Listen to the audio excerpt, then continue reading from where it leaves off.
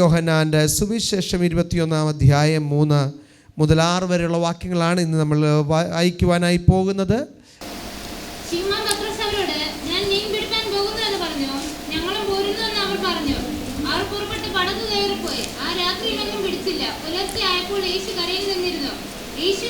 ശിഷ്യന്മാർ അറിഞ്ഞില്ല. യേശു അവരോട്, കുഞ്ഞുങ്ങളെ കൂട്ടുവാൻ വല്ലതുമുണ്ടോ എന്ന് ചോദിച്ചു. ഇല്ല എന്ന് അവർ ഉത്തരം പറഞ്ഞു. പടകിന്റെ വലതുഭാഗത്ത് വല വീശുവിൻ, എന്നാൽ നിങ്ങൾക്ക് കിട്ടുമെന്ന് അവൻ അവരോട് പറഞ്ഞു. അവർ വീശി. മീനിന്റെ പെരുപ്പ ഹേതുവായി അത് വലിപ്പാൻ കഴിഞ്ഞില്ല. യേശു സ്നേഹിച്ച ശിഷ്യൻ പത്രോസ്. Thank you. ഇവിടെ യോഹന്നാന്റെ സുവിശേഷത്തിൽ നിന്നാണ് നമ്മൾ ഈ വാക്യങ്ങൾ വായിച്ചത്. യേശു ക്രിസ്തു അധികമായി സ്നേഹിച്ച ഒരു ശിഷ്യൻ, അതുപോലെ തന്നെ യേശുവിനെ അധികമായി സ്നേഹിച്ച ഒരു ശിഷ്യൻ. യോഹന്നാന്റെ ലേഖനത്തിൽ പറഞ്ഞത്, ഞങ്ങൾ കണ്ണുകൊണ്ട് കണ്ടതും കൈകൊണ്ട് തൊട്ടതും സ്വന്തം ചെവി കൊണ്ട് കേട്ടതുമായ ജീവൻ്റെ വചനം. ഇത് ആരോ പറഞ്ഞ ഒരു കഥയല്ല, അനുഭവിച്ച സത്യമാണ് ഈ സുവിശേഷത്തിൽ രേഖപ്പെടുത്തിയിരിക്കുന്നത്. എൻ്റെ സഹോദരങ്ങളെ, ഞാനൊരു കാര്യം നിങ്ങളോട് പറയട്ടെ. അനുഭവിക്കാൻ ഏൽപ്പിച്ചു കൊടുക്കുക.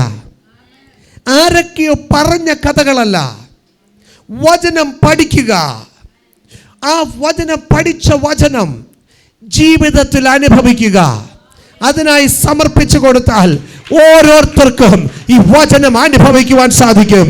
കാരണം ഇത് ജീവന്റെ വചനമാണ്, ഇന്നും പ്രവർത്തിക്കുന്ന വചനമാണ്, നമുക്ക് വേണ്ടി വലിയവ ചെയ്യുന്ന വചനമാണ്.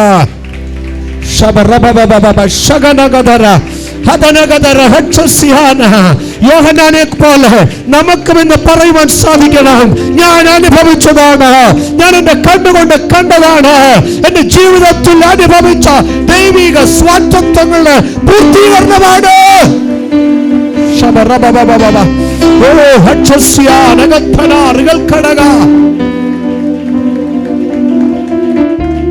ഹല്ലേലൂയ.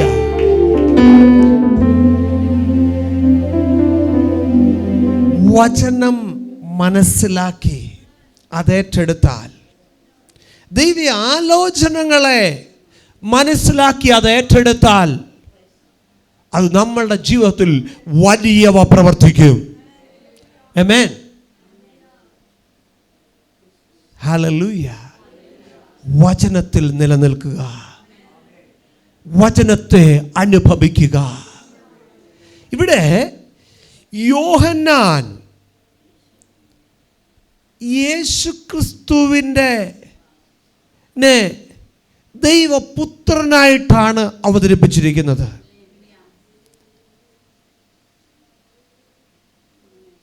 ലൂക്കോസ് ഒരു മനുഷ്യനായി അവതരിപ്പിച്ചപ്പോൾ ദൈവത്തിൻ്റെ പുത്രനായ ദൈവമായ ക്രിസ്തു, നമ്മൾ യേശുവിനെ എങ്ങനെയാണ് നമ്മൾ നോക്കുന്നത്? നമ്മൾ യേശുവിനെ എങ്ങനെയാണ് മനസ്സിലാക്കി വച്ചിരിക്കുന്നത്? നമുക്ക് നമ്മളോട് തന്നെ ഒന്ന് ചോദിക്കാം. യേശുവുമായിട്ടുള്ള ബന്ധം നമ്മുടെ എന്താണ്?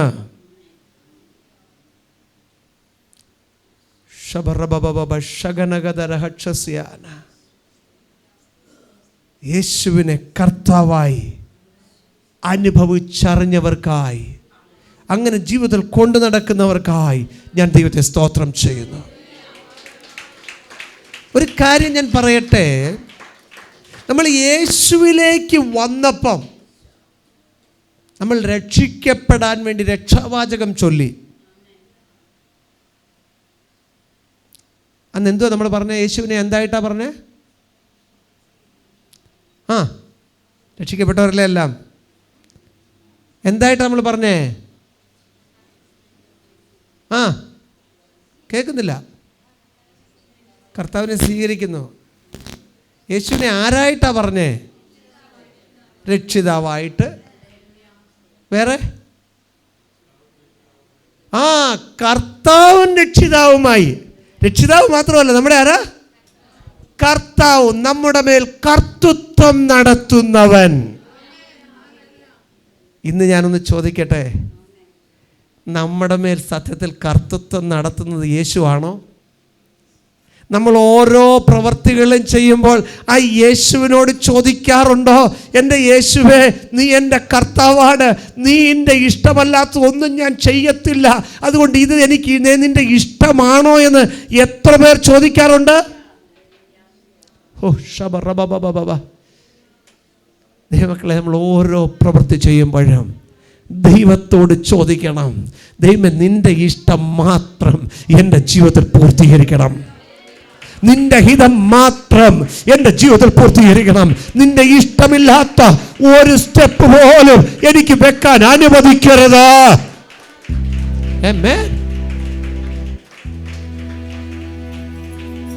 പലപ്പോഴും നമ്മളെ ദൈവത്തെ, യേശുവിനെ നമ്മൾ കർത്താവായി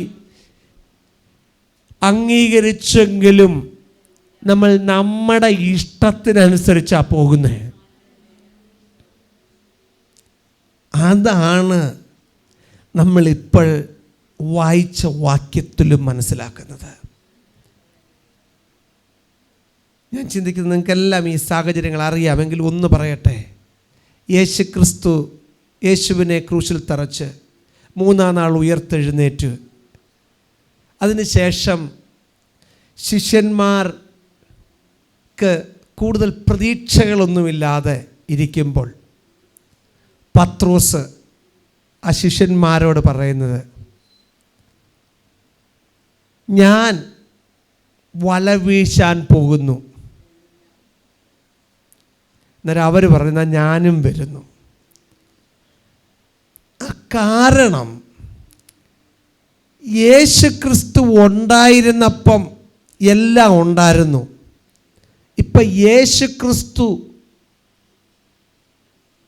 മരിച്ചു, ക്രൂശിക്കപ്പെട്ടു, സാഹചര്യങ്ങളെല്ലാം നമുക്ക് പ്രതികൂലമാണ്, പ്രതീക്ഷയെല്ലാം നഷ്ടപ്പെട്ടു. അതുകൊണ്ട് നമ്മൾ തിരിഞ്ഞ് പഴയ പണിക്ക് പോകുന്നതായിരിക്കും നല്ലതെന്ന് പറഞ്ഞാണ് പത്രോസ് പോയത്. അന്നേരം മറ്റ് ശിഷ്യന്മാർ, എന്നാൽ ഞങ്ങളും നിന്നോടുകൂടെ വരുന്നു.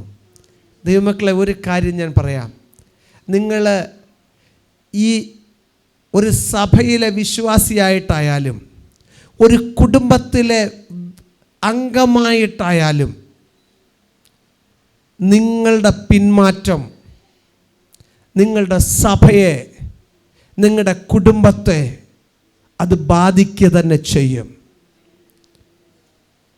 ഇവിടെ ഒരു പത്രോസ് കാരണം മറ്റ്6 പേരും കൂടെ ദൈവത്തിൽ നിന്ന് അകലുവാൻ യേശു അവരോട് കൽപ്പിച്ചതിൻ്റെ എതിരായി സ്വന്തം കാര്യം ചെയ്യാമെന്നുള്ള രീതിയിൽ പോകുവാൻ കാരണമായി. എപ്പോഴും ഓർക്കണം, ദൈവമേ, ഞാൻ മറ്റുള്ളവർക്കൊരു ഇടർച്ചയ്ക്കല്ല, അനേകർക്ക് ഒക്കെ ഉത്സാഹത്തിനും അനുഗ്രഹത്തിനും ഞാൻ കാരണമാകണമേ എന്ന്. നമ്മുടെ കുടുംബത്തിൽ നമ്മൾ പറയുന്ന ഓരോ നെഗറ്റീവ് വാക്കുകളും നമ്മുടെ കുഞ്ഞുങ്ങൾ കേൾക്കും. നിങ്ങളുടെ ഭർത്താവോ ഭാര്യയോ കേൾക്കും. അത് ദൈവത്തിൽ നിന്നിലേക്ക് അടുപ്പിക്കുന്നതിന് പകരം അവരെ ദൈവത്തിൽ നിന്ന് അകറ്റുവാൻ കാരണമാകും. എപ്പോഴും മനസ്സിലാക്കണമേ, നമ്മൾ മറ്റുള്ളവർക്ക് ഇടർച്ചയ്ക്ക് പകരം അവരെ എൻകറേജ് ചെയ്യുക, അത് അനുഗ്രഹത്തിന് കാരണമാകും. പക്ഷെ പത്രോസ് അവരെ കൊണ്ട് പോയി ചിന്തിച്ചത്, എനിക്ക് എക്സ്പീരിയൻസ് ഉണ്ട്. എപ്പോഴും നമ്മുടെ ചിന്ത, എനിക്കൊത്തിരി കാര്യങ്ങൾ ചെയ്യാൻ കഴിയും. വർഷങ്ങൾ മീൻ പിടിച്ചവരാ, അവർക്കതിൻ്റെ സ്പന്ദനങ്ങൾ അറിയാം. പക്ഷെ നമ്മൾ എന്താ പറയുന്നത്, രാത്രി മൊത്തം മീൻ പിടിച്ചിട്ട് ഒരെണ്ണം പോലും കിട്ടിയില്ല. അത് സാധാരണയല്ലേ?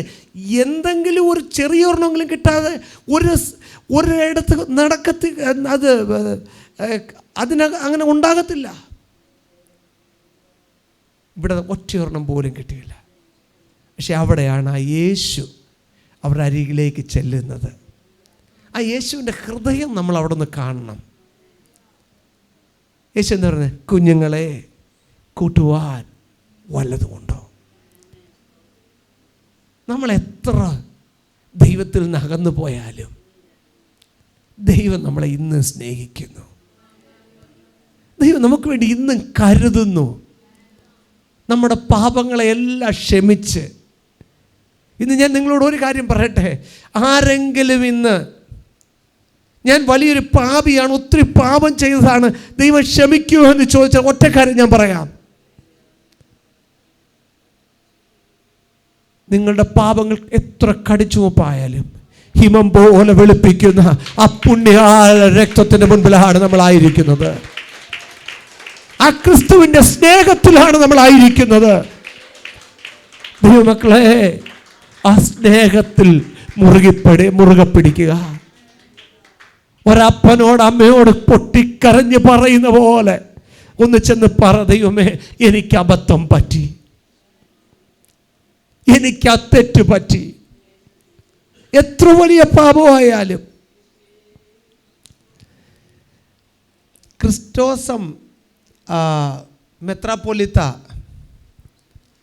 ഒരു പ്രാവശ്യം ജയിൽ സന്ദർശിക്കാൻ പോയപ്പം അവരോട് പറഞ്ഞൊരു കാര്യമുണ്ട്. ഞങ്ങളും നിങ്ങളും തമ്മിൽ വലിയ വ്യത്യാസമില്ല, ഒറ്റ വ്യത്യാസമേ ഉള്ളൂ. എന്താണെന്നറിയാമോ? ആരെങ്കിലും കേട്ടിട്ടുണ്ടോ? നിങ്ങൾ പിടിക്കപ്പെട്ടു, ഞങ്ങൾ ഇന്നും പിടിക്കപ്പെട്ടില്ല, ഇത്രയേ ഉള്ളൂ വ്യത്യാസം. ദൈവമക്കളെ, എന്തെല്ലാം കുരുത്തക്കേടുകൾ കാണിച്ചിട്ടാ ഇന്നും ഇവിടെ ഇരിക്കുന്നേ.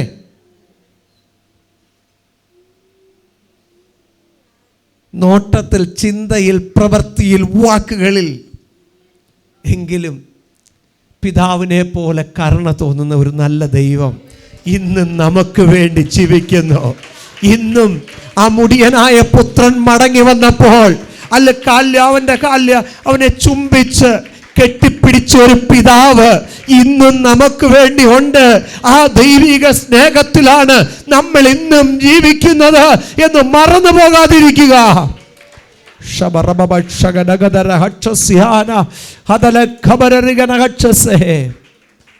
ദൈവമക്കളെ, പാപത്തിൽ നിന്ന് പുറത്തു വരിക.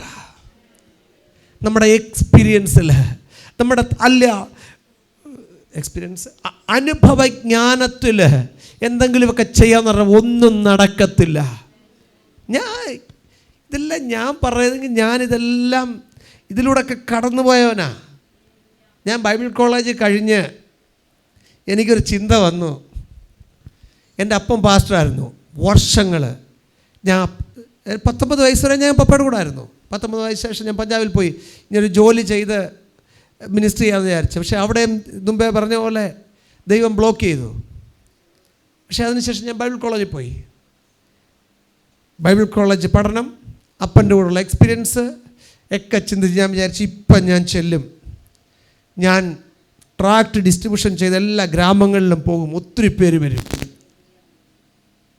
നമ്മുടെ തിരുവനന്തപുരത്ത് തൂങ്ങാമ്പാറ ആ സൈഡിൽ നിന്നൊരു ബൈബിൾ കോളേജുണ്ട്, ഞങ്ങളുടെ Bethany Bible college, assemblies of ഗോഡിൻ്റെ. അവിടുന്ന് പിള്ളേർ വരുമായിരുന്നു. ഞങ്ങൾ ഒരുമിച്ച് ഗ്രാമങ്ങൾ സുവിശേഷം അറിയിച്ചു.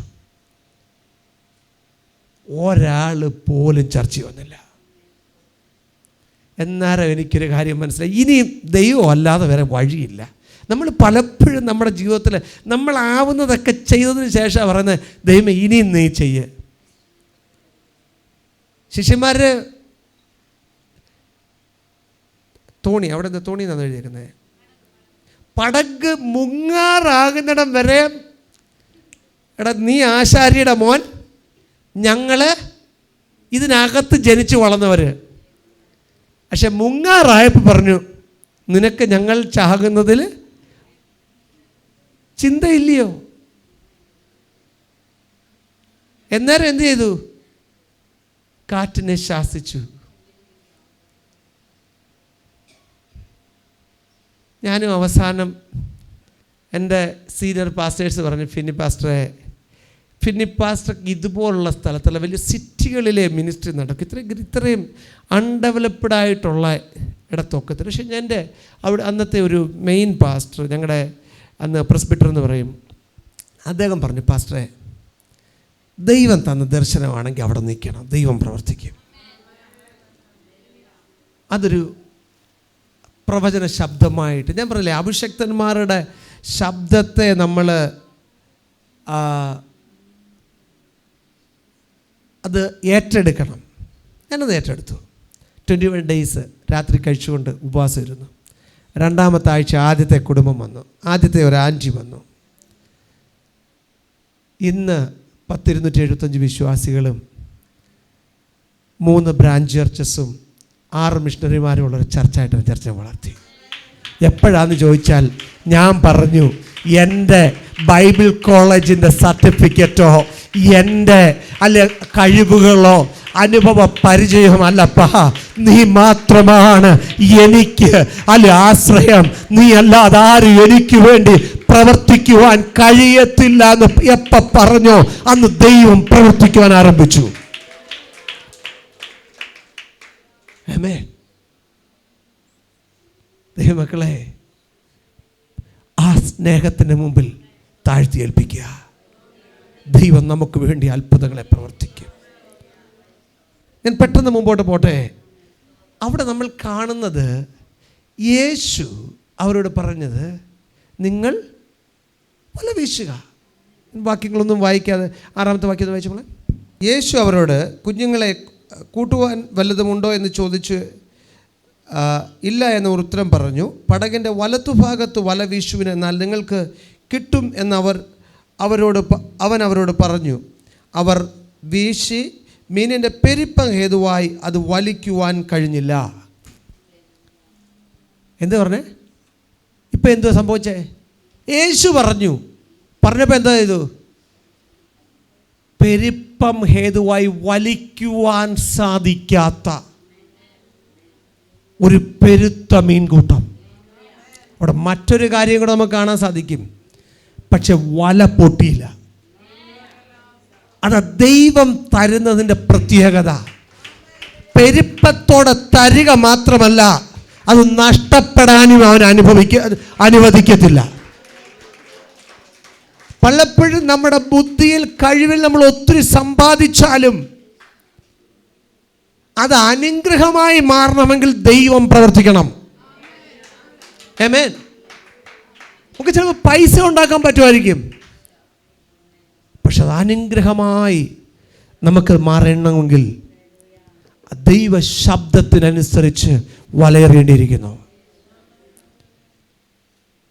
ഇപ്പോൾ രണ്ട് കൂട്ടരായ പത്രോസ്. ഒന്ന്, യേശുവിനെ ഇല്ലാത്തൊരു പത്രോസ്.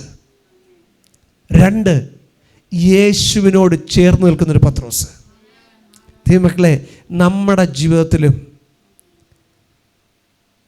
പലപ്പോഴും ആത്മീയമായി മുന്നേറിപ്പോയിക്കൊണ്ടിരിക്കുമ്പോൾ യേശു ഇല്ലെങ്കിലും എനിക്ക് ജീവിക്കാമെന്നുള്ള ഒരു ചിന്ത പിശാച് കൊണ്ടുവരും. എല്ലാം നമുക്ക് അനുകൂലമാണ്, ഇനിയും കുഴപ്പങ്ങളൊന്നും വരാൻ സാധ്യതയില്ല എന്ന് പിശാച് നമ്മുടെ ചെവിയിൽ മന്ത്രിക്കുവാൻ സാധ്യതയുണ്ട്. പക്ഷെ ഞാൻ ഒരു കാര്യം നിങ്ങളോട് പറയട്ടെ, യേശു എന്ന് നമ്മൾ അകലുന്നോ, ആ ദൈവത്തിൽ നിന്ന് നമ്മൾ അകലുന്നോ, അവിടെ പിശാചിനെ പ്രവർത്തിക്കുവാനുള്ള ഏറ്റവും വലിയ പ്രവർത്തന സ്ഥലമായി അത് മാറും. അത് നമ്മളെ മാത്രമല്ല, നമ്മുടെ തലമുറകൾക്ക് നഷ്ടമായി അത് മാറും.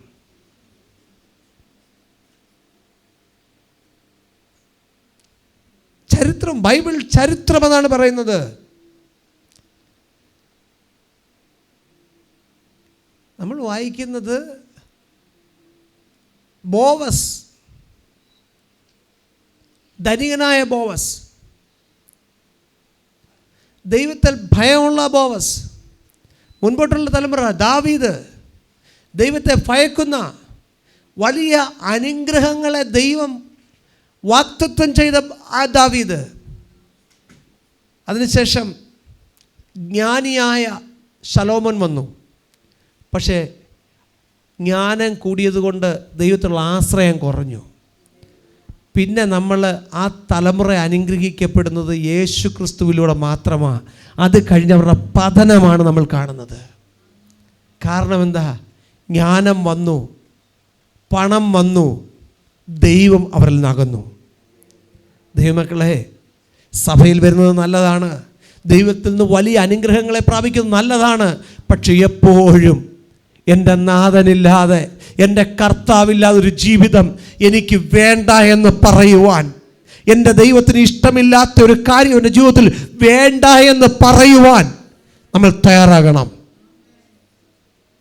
അതുകൊണ്ടാണ് മോശ പറയുന്നത്, നിൻ്റെ സാന്നിധ്യം എന്നോട് പോരുന്നില്ല എങ്കിൽ എന്നെ അയക്കരുതേ. മോശയ്ക്കറിയാം,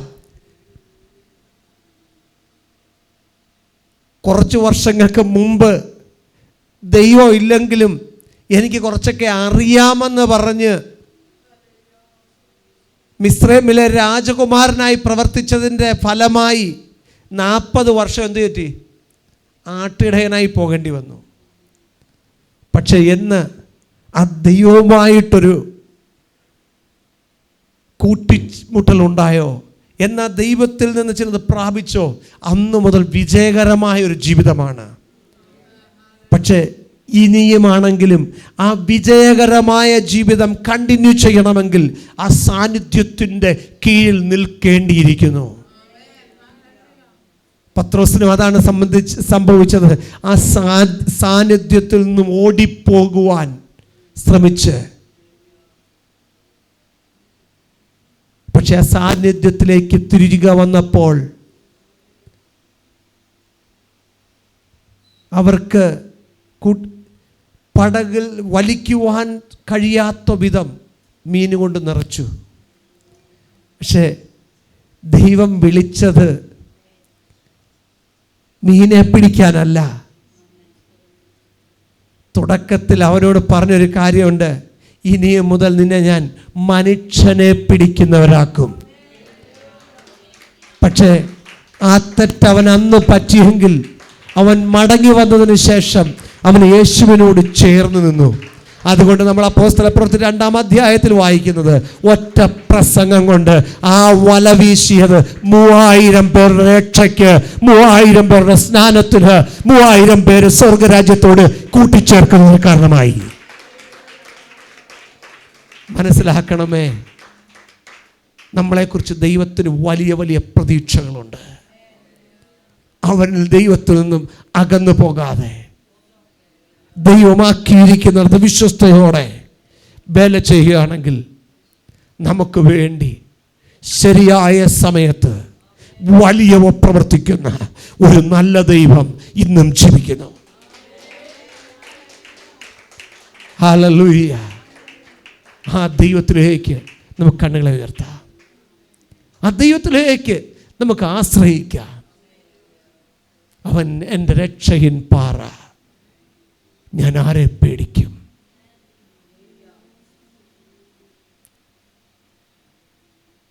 നമ്മൾ ഒന്നുകൂടെ ഒരു കാര്യം കൂടെ പറഞ്ഞ് ഞാൻ എൻ്റെ ഇന്നത്തെ വാക്കുകളെ ഉപസംഹരിക്കാനായി പോകുന്നു. അബ്രഹാം ദൈവത്തോട് ചേർന്ന് നിന്നു. അതുകൊണ്ട് അബ്രഹാമിനെ മാത്രമല്ല, അബ്രഹാമിൻ്റെ തലമുറയെയും ദൈവം അനുഗ്രഹിച്ചു. പ്രതീക്ഷിക്കാത്ത സ്ഥലത്ത്, പ്രതീക്ഷകൾ നഷ്ടപ്പെട്ട സ്ഥലത്ത് ദൈവം അബ്രഹാമിൻ്റെ തലമുറയ്ക്ക് വേണ്ടിയും അബ്രഹാമിനെ ഓർത്ത് ദൈവം പ്രവർത്തിച്ചു. നമുക്ക് ഉൽപ്പത്തി പുസ്തകത്തിൽ നമ്മൾ വായിക്കുന്നൊരു വാക്യമുണ്ട്. അതിൻ്റെ 21-ാം അധ്യായം തോന്നുന്നു, 21-ന്റെ 16 മുതൽ 22 വരെയുള്ള വാക്യം ഒന്ന് വായിച്ചേ. അതിൻ്റെ അതിനെതിരെ ഒരു അമ്പിൻപാട് ദൂരത്ത് കുട്ടിയുടെ മരണം എനിക്ക് കാണണ്ട എന്ന് പറഞ്ഞ് എതിരെ ഇരുന്ന് ഉറക്കെ കരഞ്ഞു. ദൈവം ബാലന്റെ നിലവിളി കേട്ടു. ദൈവത്തിന്റെ ദൂതൻ ആകാശത്ത് നിന്ന് ഹാഗറിനെ വിളിച്ച് അവളോട്, ഹാഗറെ നിനക്കെന്ത്? നീ ഭയപ്പെടേണ്ട. ബാലൻ ഇരിക്കുന്നിടത്തുനിന്ന് അവൻ്റെ നിലവിളി ദൈവം കേട്ടിരിക്കുന്നു. നീ ചെന്ന് ബാലനെ അങ്ങ് എഴുന്നേൽപ്പിച്ചു കൊള്ളുക. ഞാൻ അവനെ ഒരു വലിയ ജാതിയാക്കുമെന്ന് അരുളി ചെയ്തു. ദൈവം അവളുടെ കണ്ണു തുറന്നു. അവൾ ഒരു നീരുറവ് കണ്ടു ചെന്ന് തുരുത്തിയിൽ വെള്ളം നിറച്ചു ബാലനെ കുടിപ്പിച്ചു. ഇവിടെ എന്തുവാ? ഹാഗാർ എല്ലാ പ്രതീക്ഷയും ആരുടെ മേലായിരുന്നു? അബ്രഹാമിൻ്റെ മേലായിരുന്നു. ഇനി എൻ്റെ ജീവിതം മൊത്തം ആരാ നോക്കാൻ പോന്നെ? അബ്രഹാം. കാരണം എന്താ? ഞാൻ അവന് വേണ്ടി ഒരു മകനെ പ്രസവിച്ചു. ഡിമാൻഡ് ചെയ്യാൻ ഒത്തിരി കാര്യമുണ്ട്. പക്ഷേ ഒരു ദിവസമായപ്പം ഇച്ചിരി വെള്ളവും റൊട്ടിയും കൊടുത്തിട്ട് പറഞ്ഞു, ഇത്രയും നാൾ നമ്മൾ നല്ല രീതിയിൽ നിന്നു, ഇനിയും നിനക്ക് ഇവിടെ നിൽക്കാനുള്ള ഒക്കത്തില്ല, എന്തു ചെയ്യുക, പൊയ്ക്കോ. മനുഷ്യനെ ആശ്രയിച്ചാൽ ഇതാ കാര്യം. നമുക്കൊത്തിരി പ്രതീക്ഷയുണ്ട്. പക്ഷെ ദൈവത്തിനെന്നോണം നിങ്ങൾ ചെയ്യുകയാണെങ്കിൽ സാറെതിരായാലും സ്വർഗത്തിലെ ദൈവം നിങ്ങളോട് കൂടെ ഉണ്ടായിരിക്കും. ദൈവവേല എന്നുള്ള രീതിയിൽ, ദൈവത്തിനു വേണ്ടി എന്നുള്ള രീതിയിൽ നിങ്ങൾ ചെയ്യുകയാണെങ്കിൽ അബ്രഹാമിൻ്റെ ദൈവം നിങ്ങളുടെ ദൈവമാണ്. ഇവിടെ അബ്രഹാമിൻ ഹാഗാറിനെ വിട്ടു. ഇവിടെ എവിടെ വന്നേക്കോ? ഇപ്പം എവിടെ ഇപ്പോൾ വന്നേക്കുന്നത്? മരുഭൂമിയിൽ. പ്രതീക്ഷകളെല്ലാം നഷ്ടപ്പെട്ടു. ഇനി ഒറ്റ പ്രതീക്ഷയേ ഉള്ളൂ. എന്ത് പ്രതീക്ഷ? ബാലൻ മരിക്കാൻ പോന്നു, എനിക്ക് ആ മരണം കാണണ്ട.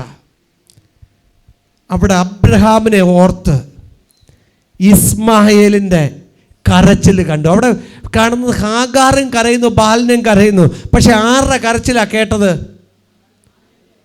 ബാലൻ്റെ കരച്ചിൽ. അന്നേരം നമ്മൾ വിചാരിക്കും പാപമില്ലാത്ത കുഞ്ഞുങ്ങളുടെ അകത്ത് പാപമില്ല, അതുകൊണ്ടൊന്നും അല്ല. നമ്മൾ ജന്മനാൽ എന്ന് പറഞ്ഞാൽ ആദാം മൂലം നമ്മൾ പാപികളായി തീർന്നവരാ, അതുകൊണ്ടല്ല. അബ്രഹാം എന്നുള്ളൊരു ദൈവത്തിൻ്റെ സ്നേഹിതൻ, അവൻ്റെ മകനാ. അതുകൊണ്ട് അവനെ മരുഭൂമിയിൽ നഷ്ടപ്പെടുത്തുവാനോ കൊല്ലുവാനോ അല്ല. അവൻ്റെ മകനാണെങ്കിൽ അവനെക്കുറിച്ച് ദൈവത്തിനൊരു ഉദ്ദേശമുണ്ട്. അബ്രഹാമിൻ്റെ മേൽ ചൊരിയപ്പെട്ട ഒരു അനുഗ്രഹം ആ ഇസ്മായിലിൻ്റെ മേൽ ഉണ്ട്. അത് ഈ മരുഭൂമിയിൽ നഷ്ടപ്പെടാനോ മരിക്കുവാനോ അല്ല, ഒത്തിരി മുൻപോട്ട് പോകാനാണ് പറയുന്നത്.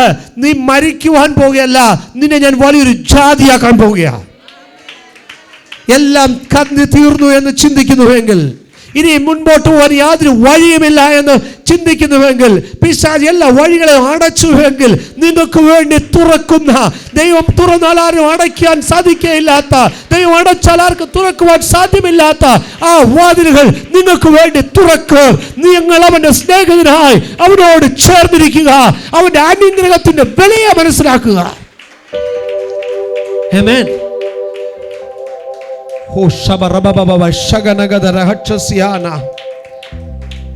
അനുഗ്രഹങ്ങളെ മനസ്സിലാക്കി മുൻപോട്ട് പോകാം. ദൈവിക കൃപകളെ മനസ്സിലാക്കി മുൻപോട്ട് പോകാം.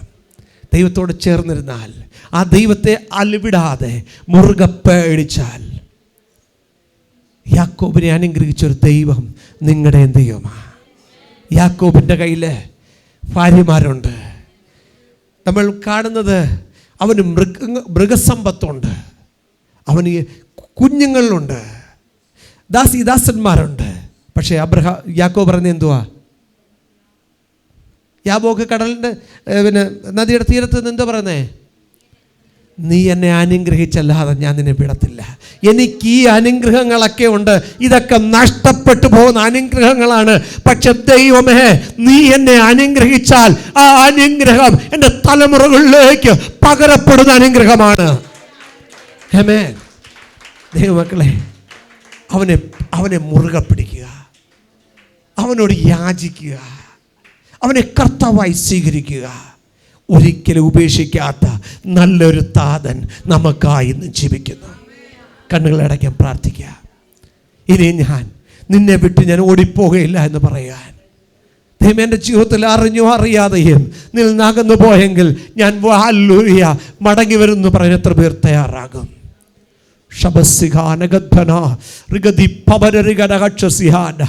അബ്രഹാമിന്റെ ദൈവം ഇന്നും ജീവിക്കുന്ന ദൈവമാണ്. യാക്കോബിന്റെ ദൈവം ഇന്നും ജീവിക്കുന്ന ദൈവമാണ്. പത്രോസ് മടങ്ങിപ്പോയെങ്കിലും അവനെ തിരിച്ചു കൊണ്ടുവന്ന ദൈവം ഇന്നും ജീവിക്കുന്ന ദൈവമാണ്. അത് നമ്മുടെ ദൈവമാണ്. ശബറബബബ ശഗഡഗദര ഹക്ഷസ്യാദ ഹദേ റിഗദ്ഭരേ റിഗൽ ഖടഗേ. സ്വർഗീയ പിതാവേ, നിന്റെ പാദപീഠത്തിലേക്ക് ഞങ്ങൾ ഒരുമിച്ച് കടന്നു വരുന്നു. ഇവിടെ ആയിരിക്കുന്ന ഓരോരുത്തരോടും നീ സംസാരിച്ചനായി സ്തോത്രം ചെയ്യുന്നു. അവരുടെ ജീവിതത്തിൽ നീ സംസാരിക്കണമേ. ദൈവിക കൃപ അവരുടെ മേൽ പകരണമേ. ഇന്നത്തെ വചനം അവരുടെ ജീവിതത്തിൽ സ്വാന്തനമായി, അവരുടെ ജീവിതത്തിലെ അനുഗ്രഹമായി, അവരുടെ ജീവിതത്തിലെ പണിയുന്നതിന് കാരണമായി തീരുവാൻ സഹായിക്കണമെന്ന് പ്രാർത്ഥിക്കുന്നു. വലിയവ ചെയ്താട്ടെ. ഈ കാല്യ ചർച്ചിനെ നീ അനുഗ്രഹിക്കണമേ. ഈ കടന്നു വരുന്നതിന് അനുഗ്രഹിക്കപ്പെടണമേ. വലിയ ദൈവപ്രവൃത്തിയെ കാണുവാൻ സഹായിക്കണം. പ്രാർത്ഥന യാചനയെ കേട്ടതിനായി സ്തുതിക്കുന്നു. യേശുവിനെ നാം ചോദിക്കണമേ. ആമേൻ.